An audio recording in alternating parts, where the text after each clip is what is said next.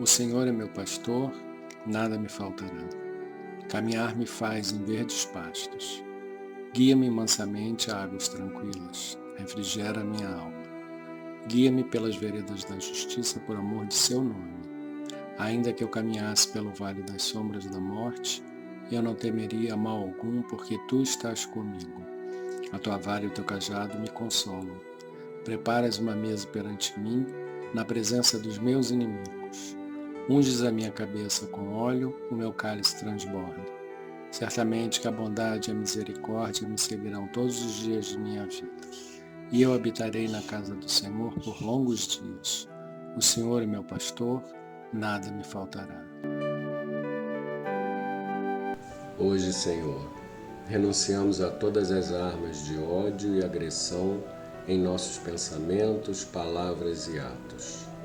Renunciamos aos ressentimentos e mágoas que nos levaram a atacar os outros e a nos prejudicar. Hoje, renunciamos a todas as ideias de cinismo e julgamento, a todas as palavras destrutivas e a todos os atos de vingança e violência contra nós e contra os outros.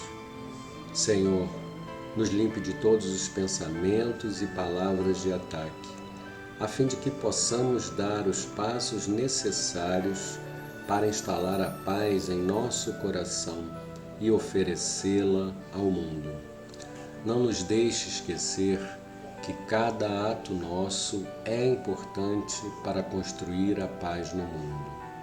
Hoje, abriremos nosso coração para enviar a energia do amor a todos os líderes mundiais e abrimos nosso espírito para colaborar na criação de um mundo em que a agressão e a violência se transformem em solidariedade e compaixão.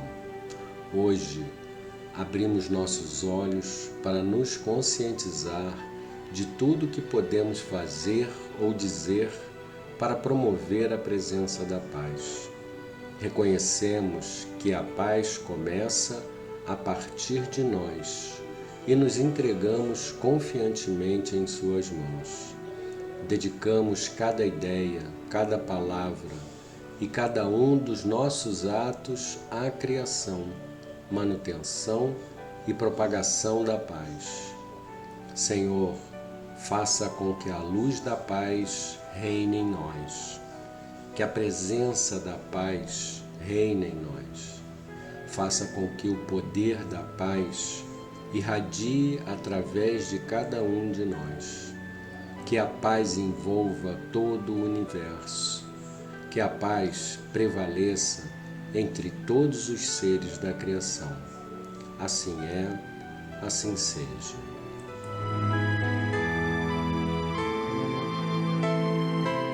Pai nosso que estás no céu, santificado seja o vosso nome. Venha a nós o vosso reino. Seja feita a vossa vontade, assim na terra como no céu. O pão nosso de cada dia nos dai hoje.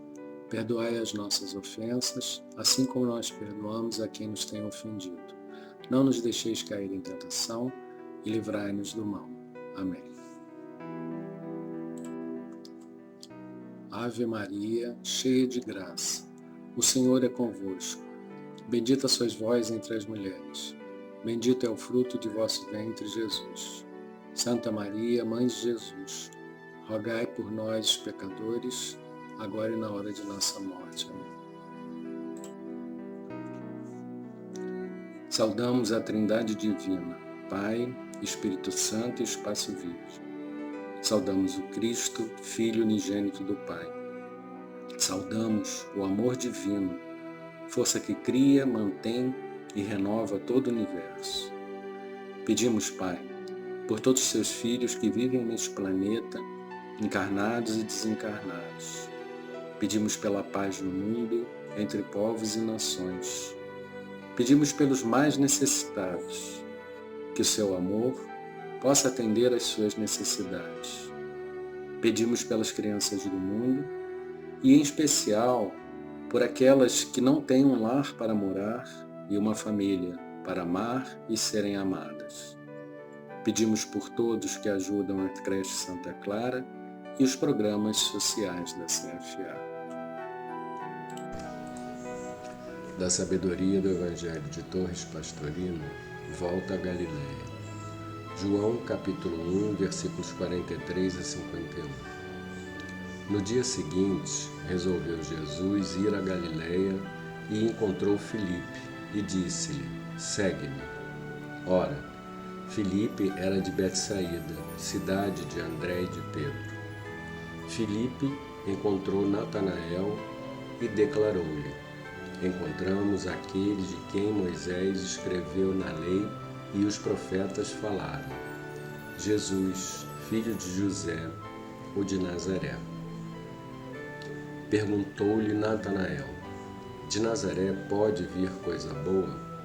Respondeu-lhe Filipe: vem e vê.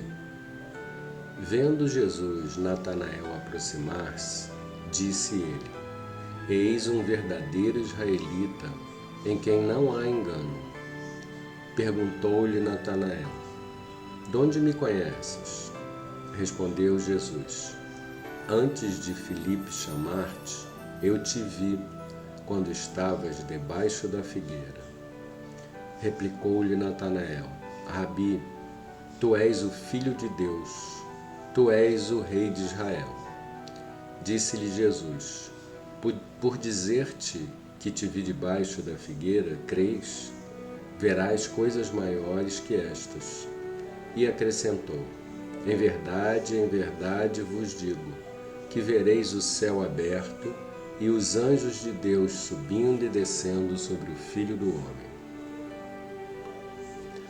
No dia seguinte, Jesus resolveu regressar a Galiléia, juntamente com seus 3 novos discípulos, João, André e seu irmão Simão Pedro. Voltavam os 4 para sua terra natal, ao norte da Palestina. Aí, o pequeno grupo encontra Filipe, nome tipicamente grego, que em hebraico significa libertação. Filipe aderiu de imediato. Podia confiar em seus amigos e conterrâneos, e logo se entusiasma com o que ouve do novo mestre, tentando arranjar outro prosélito. Vai chamar Natanael, que é o mesmo significado que Teodoro, dom de Deus. O nome de Natanael não mais aparece no Novo Testamento.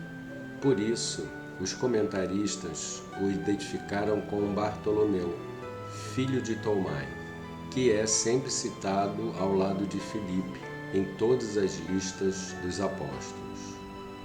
Segundo informações do próprio João, Filipe era natural da cidade de Caná, da Galileia, que fica a 8 quilômetros de Nazaré, a aldeia de Jesus. Temos a impressão de que Natanael já conhecia Jesus, porque Filipe, ao anunciar-lhe no encontro daquele de quem Moisés escreveu na lei e os profetas falaram, cita o nome familiar, Jesus, filho de José, esclarecendo o de Nazaré. Esses pormenores deviam recordar algo a Natanael, que com isso o identificaria. Conhecendo Jesus, um operário braçal que vivia em minúscula aldeola, Natanael indaga: e de Nazaré pode sair algo de importante? Filipe, porém, não procura fazer apologia de Jesus, convida-o apenas a verificá-lo. E Natanael aceita e vai. O primeiro choque vem do primeiro contato, quando ouve Jesus anunciar ao grupo: vejam um israelita em quem não há simulação. Admirado com o elogio inesperado, Natanael indaga de onde Jesus o conhece. Poderia ter tido informações, mas o Rabi quer revelar o seu poder. Sabe que Natanael é pessoa íntegra, cumpridor de seus deveres religiosos, convicto de sua fé, e revela-lhe algo que o estarrece. mas o evangelista registra apenas uma frase simples: antes que Filipe te chamasse, eu te vi debaixo da figueira. Para nós não faz sentido, mas para Natanael deve ter constituído uma prova irretorquível, por aludir a algo que ele deveria estar fazendo debaixo da figueira. E a frase de Jesus deve ter tido significado profundo para ele, que exclama: Rabi, tu és o Filho de Deus, o enviado especial.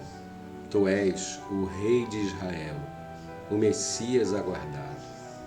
A resposta de Jesus vem ampliar de muito o horizonte mental dos 5 primeiros escolhidos para participarem da campanha de transfiguração do planeta.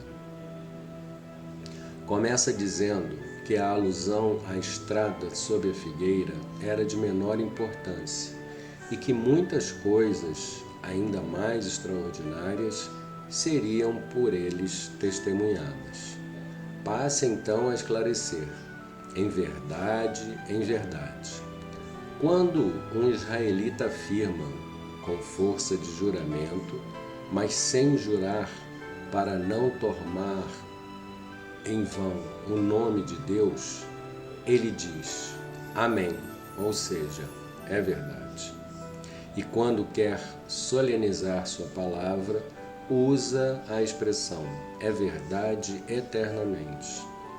Essa fórmula era com frequência empregada por Jesus, quando revelava fatos que desejava fossem compreendidos e lembrados por seus discípulos. Vereis o céu aberto e os anjos de Deus subindo e descendo.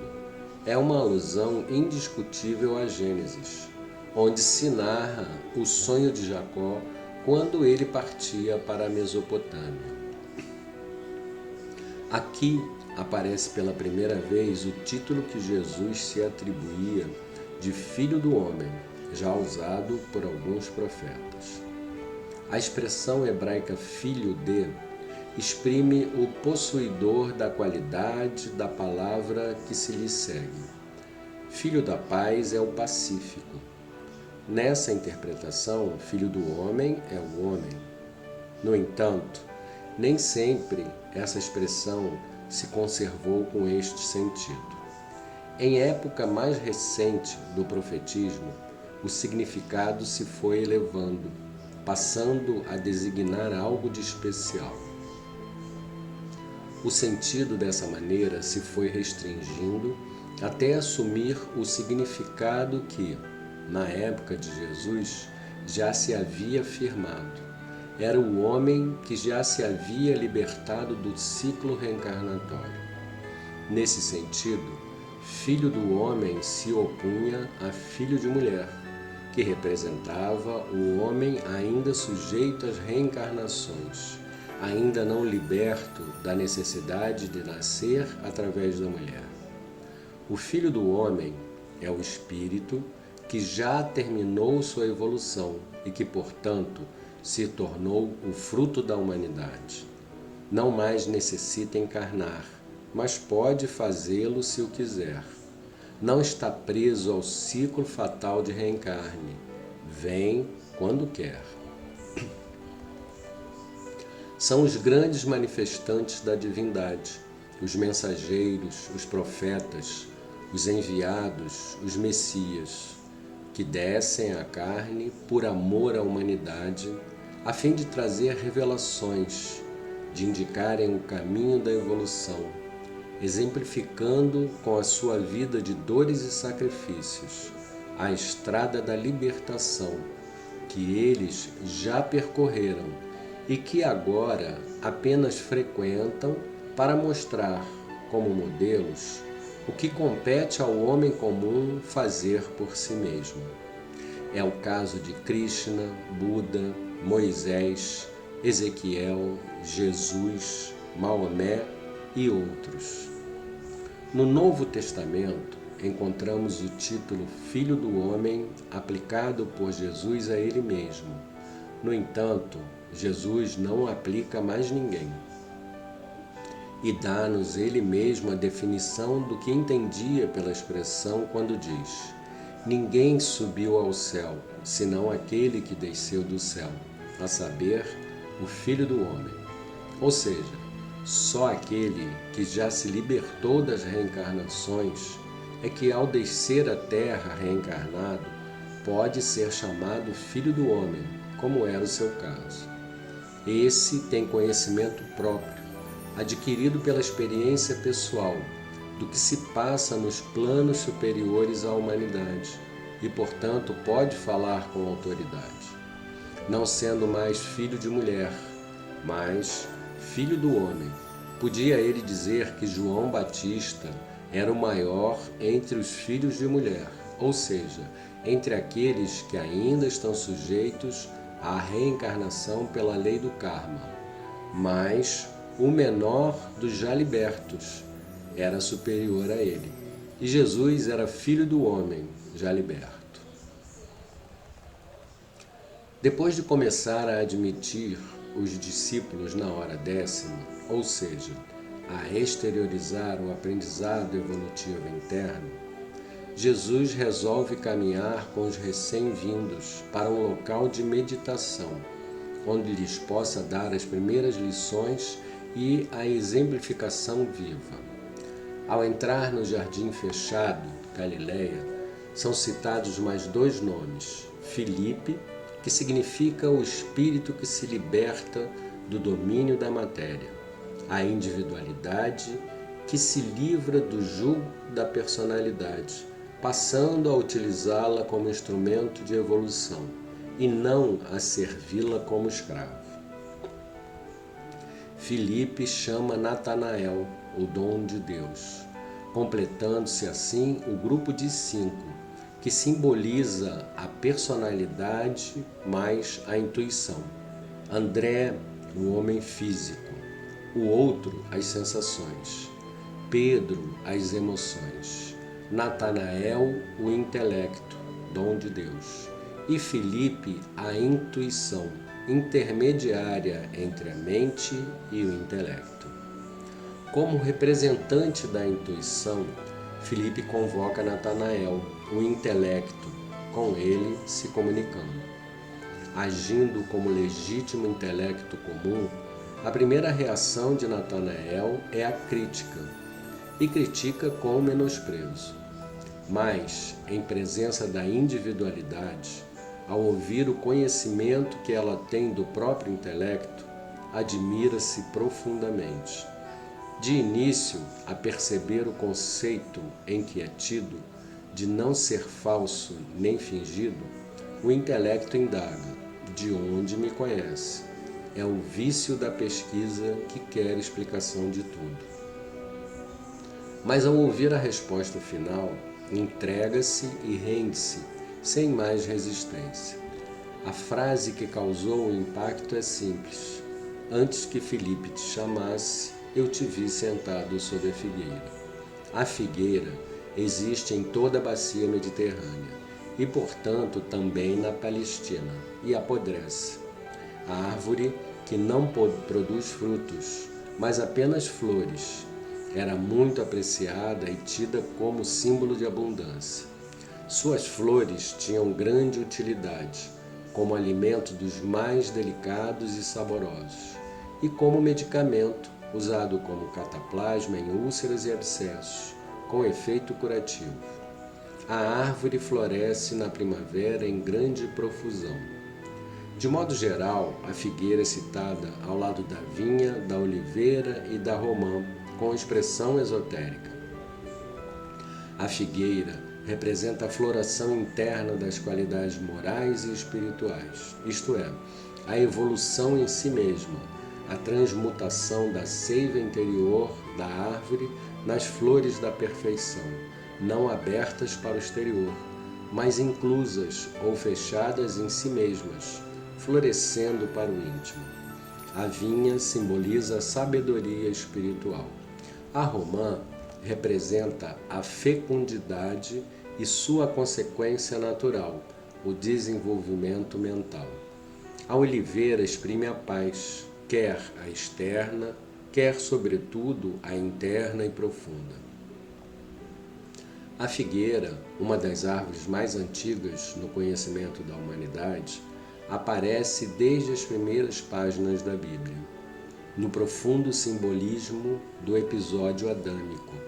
Segundo o Gênesis, Adão e Eva cobriram-se com folhas de figueira, tradição conservada até hoje por pintores e escultores. O significado dessa ideia é que a parte material, animal, é superada, coberta, pelo aprimoramento da pujante força espiritual.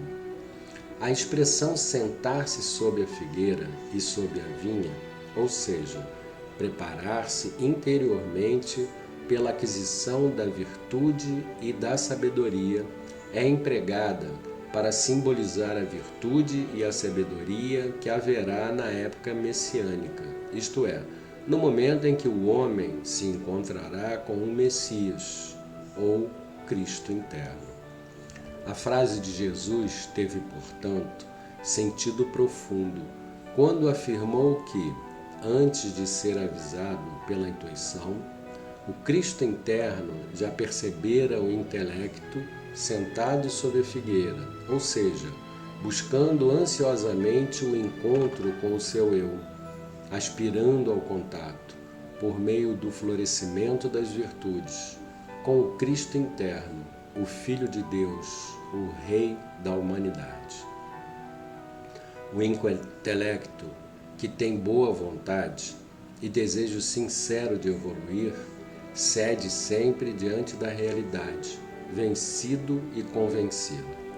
Mas Jesus acrescenta que ele e os companheiros veriam o céu aberto, ou seja, entrariam no segredo do reino dos céus que se abriria para eles, em seus corações. E nesse encontro, seus espíritos, os anjos de Deus, subiriam e desceriam em contatos sucessivos, iluminando o Filho do Homem, o espírito liberto totalmente dos obstáculos da matéria. Este trecho do Evangelho nos traz este momento de reflexão sobre todo o processo de preparação até o encontro definitivo entre a individualidade e aqueles que já estão mais maduros em seus processos de evolução.